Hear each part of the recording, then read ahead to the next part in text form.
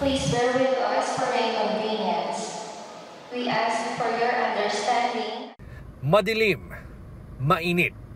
Yan ang reklamo ng ilang pasahero sa NAIA Terminal 3 kaninang madaling araw.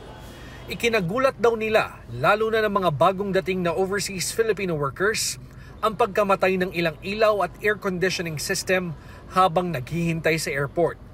May ilan ding natakot gumamit ng elevator sa pangambang matrap sila sa loob. Saktong pagbaba po namin ng eroplano, pupunta po kami sa may bagahe. Tapos pagdating doon, mga siguro 2 ikot, huminto siya. Tapos sigawan yung tao, syempre, nagulat, akala pero bumalik naman po agad yung kuryente. Sabi po nung guard dito, baka daw ma-stuck kami sa loob ng elevator. So nagstay muna po kami dito sa loob, dito sa may taas po. And ayun, medyo inconvenient kasi mainit. So ayun, hindi ko alam kung may maantalang flights ba o ano. Mainit. Yes po. Hindi naman totally as in talaga mainit, pero mainit. Yung pagpapawisan ka pa rin po talaga.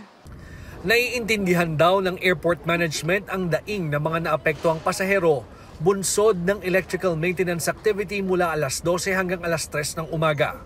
Pero anila, kailangan gawin ito para mas mapagbuti ang serbisyo ng paliparan at maiwasan ang mga aberya. Kagaya ng nangyari noong May 1 kung saan nagkagulo sa NAIA 3 na magkansela at madelay ang mga flight dahil sa biglaang pagkawala ng kuryente.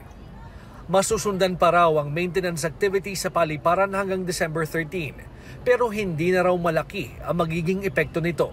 Talagang pinagplanuhan namin. So we come up with the work methodology, kung paano namin siya i-approach, na hindi kami magkakaproblema.